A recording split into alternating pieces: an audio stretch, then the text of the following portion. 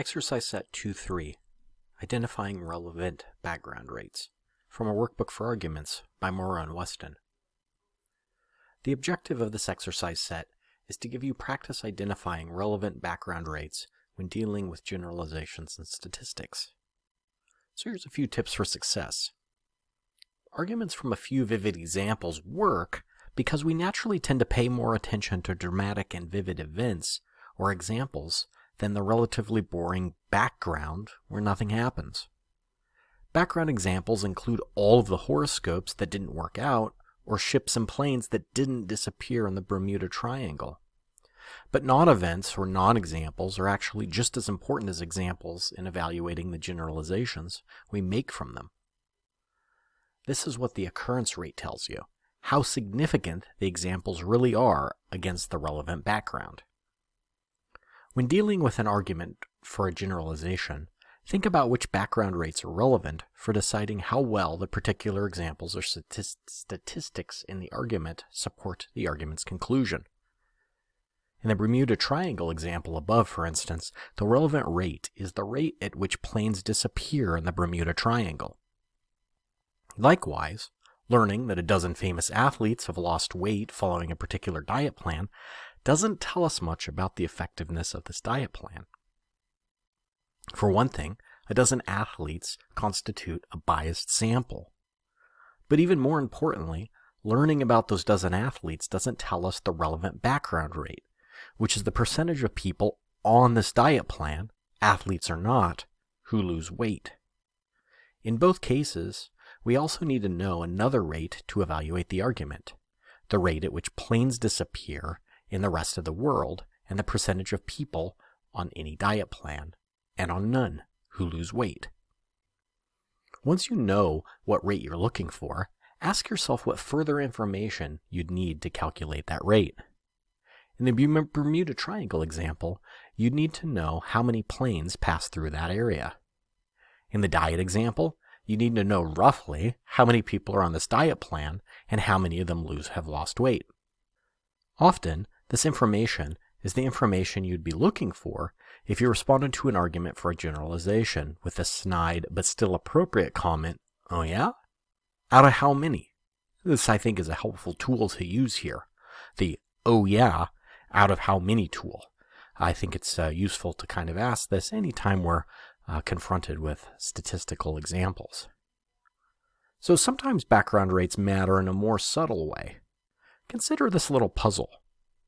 Tanya is a talented card player with the most impassive poker face you've ever seen. Which is she more likely to be? A high school teacher or a professional poker player? What do you think? Look, Tanya sounds a great deal like a professional poker player, and since this doesn't appear to be an argument by generalization, you might not think to consider background rates. If you do consider background rates, though, you realize that there are a very large number of high school teachers, many of whom could be excellent poker players, and almost no professional poker players at all. Given this, regardless of Tanya's penchant for poker and the impassiveness of her face, she's much more likely to be a high school teacher than a professional poker player. The lesson here is to think about background rates even when the argument doesn't obviously involve any generalizations. Alright, here are the instructions for this exercise. Each of the following arguments jumps to a conclusion on the basis of a dramatic statistic or a few vivid examples. In order to justify each conclusion, you need to know more about relevant background rates. State what additional information you would need to know to calculate the relevant background rates, and this will require you to figure out which background rates are relevant. Alright. Here we go. This is the sample. In a recent experiment, some students used a studying technique called retrieval practice essays. After reading a passage, the students wrote down what they remembered from it without the passage in front of them. A week later, those students answered about 2 out of the 3 questions about the passage correctly. Therefore, writing retrieval practice essays is a good way to study. So here's a possible way you could respond to this in this exercise. We need to know how well students did if they studied using different techniques, or even if they didn't study at all. That is, we need to know the proportion of questions that students got right if they used other forms of studying besides the retrieval practice essay. Okay, so you see how this works? We'll look at a couple more examples. In the second half of 2010, the University of Western Ontario did not have a single car stolen on campus. The campus police must be doing an outstanding job protecting the university. Like this example, the University of Western Ontario is where I got my PhD. So here's a way you could respond to this generalization. First, we need to know how many cars there are on campus. That is, we need to know, or readily be able to calculate, the theft rate on campus. Second, we would need to know what the rate of car theft is in the surrounding area. If there are few cars on campus, or a very low theft rate in the surrounding area, then it's not a big accomplishment if there have been no car thefts on campus. Exactly 0 children died from the measles in the United States between 2004 and 2015. But in the same time period, 106 infants died after exhibiting reactions to measles vaccines. Obviously, the real danger here is not measles, it's the measles vaccine. Okay, a possible answer here. To determine which is more dangerous, measles or the measles vaccine, we need to know what fraction of people who get the measles die, i.e. the death rate from measles, and what fraction of people who got the measles vaccine died, the death rate from the vaccine. Far more people get the measles vaccine than get measles. So even if the death rate from the measles vaccine were much lower than the death rate from measles, the total number of death rates from the vaccine would probably be higher. Jennifer's financial troubles began when she lost her job.